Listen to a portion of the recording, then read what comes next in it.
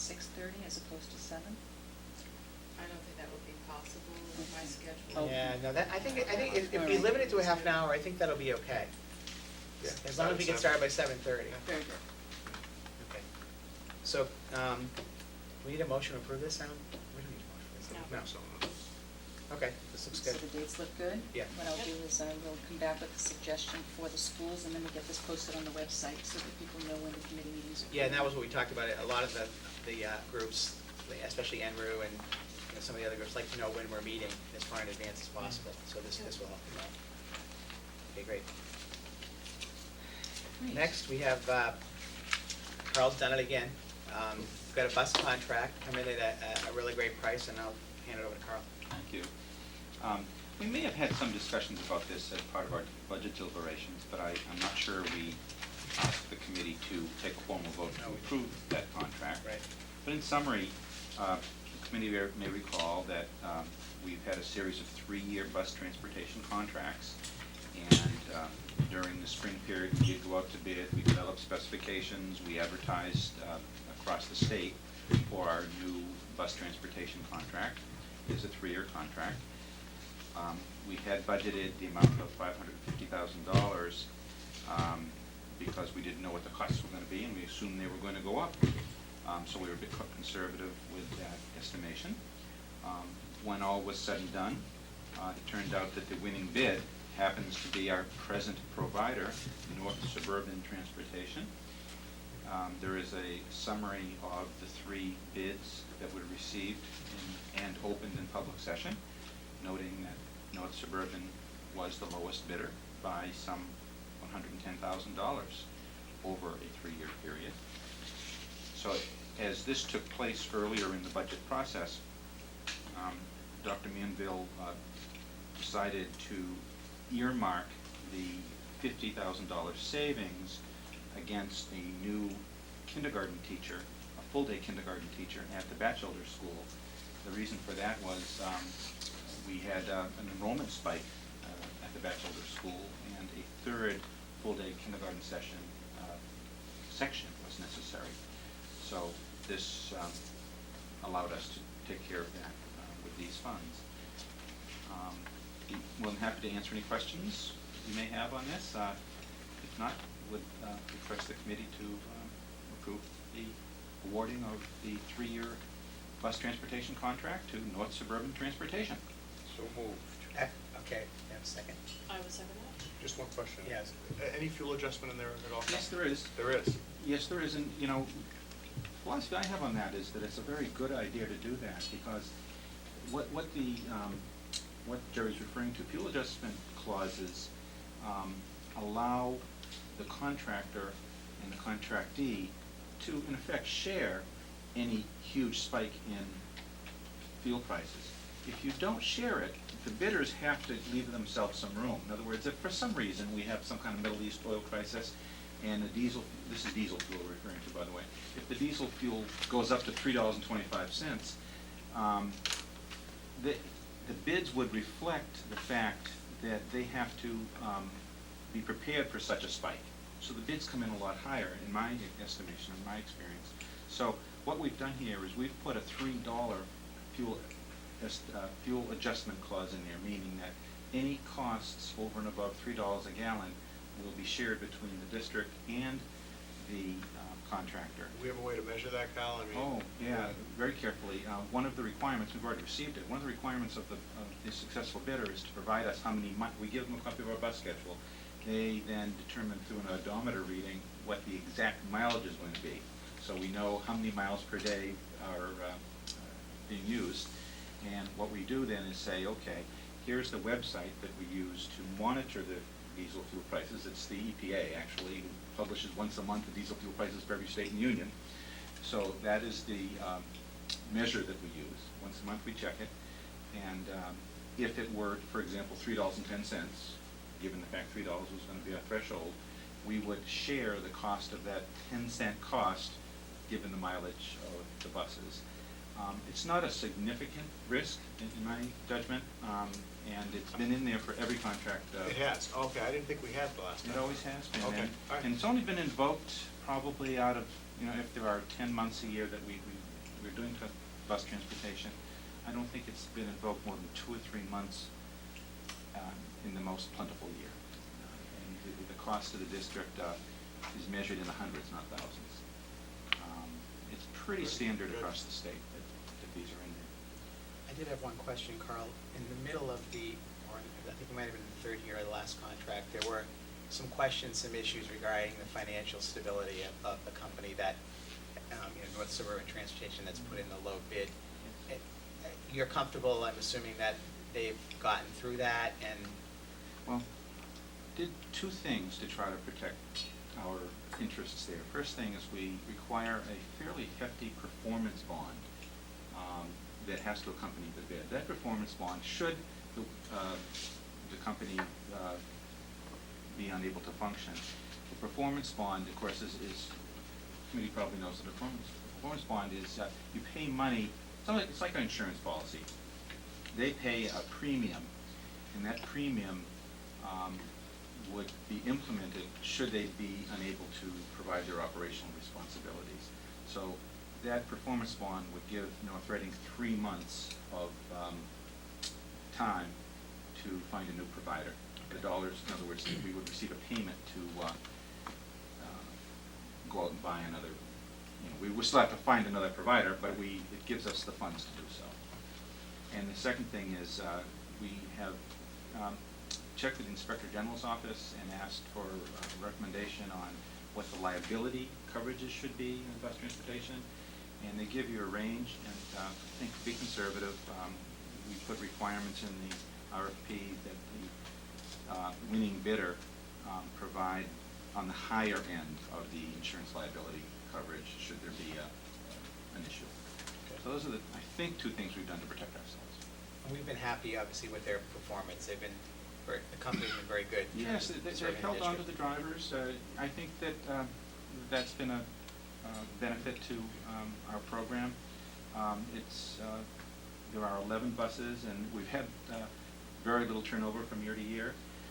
They pay prevailing wage, which allows them to a little bit more luck, if you will, to find competent drivers. We have information in the bid requiring that the buses be 5 years or newer, so that helps us mechanically. They also have a garage located in Woburn, so that they do all their work at their site in Woburn.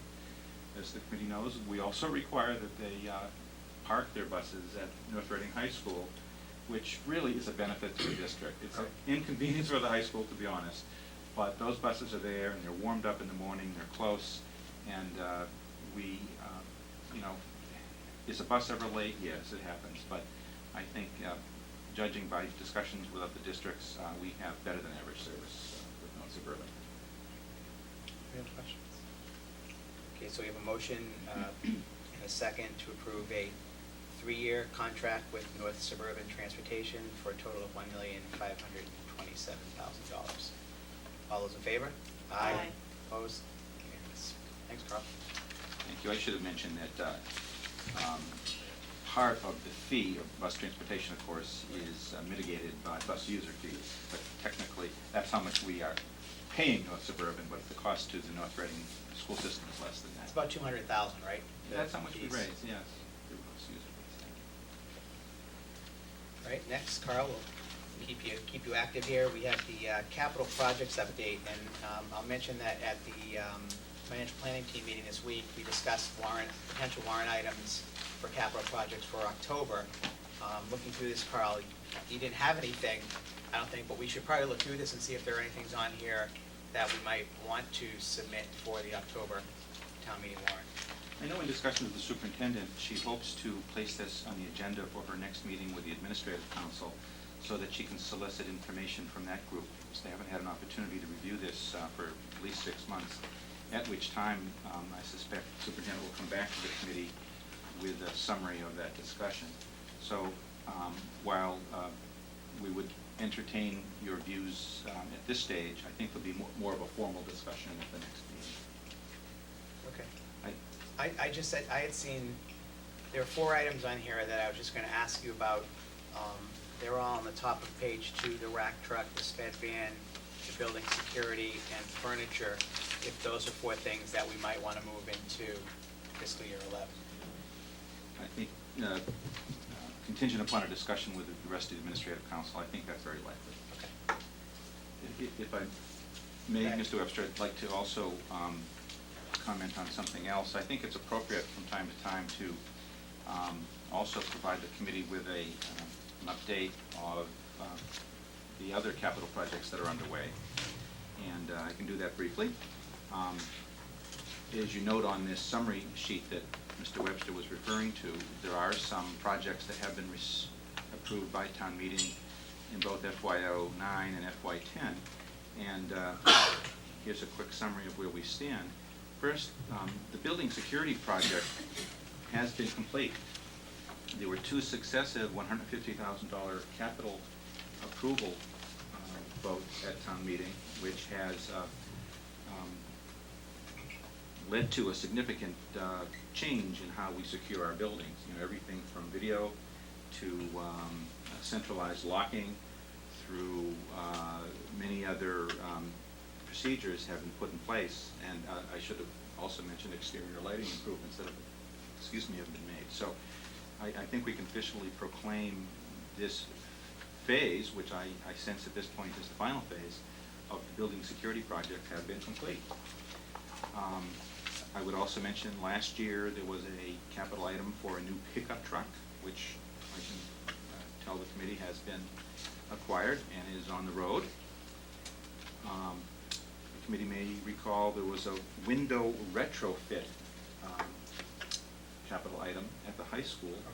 You know, as you walk up that ramp to the library, all of those double-hung sash windows on your right are dangerous. As you open them, there's no spring and they come right down on you. So we've screwed them shut. So that's the windows that are going to be retrofitted, and we're up to bid on that. Hope that we can complete that project over the summer. Fourthly, there was a air conditioning project for the high school Network Operations Center. Many of you know that if you don't provide some kind of air circulation to a Network Operations Center, you can lose your equipment. And when you have a dozen servers in there and a lot of other equipment, we have a valuable investment. So we did that with our own crew. We are very fortunate, as you know, to have a licensed air conditioning, ventilation, plumber, individual who was able to do this entire project by himself, saving the district tens of thousands of dollars. And we did that whole project for less than $15,000, providing That's great. new air conditioning for the high school Network Operations Center. And the way the ductwork is it also happens coincidentally to provide air conditioning to the library classrooms in the library. So it's kind of a bonus, if you will.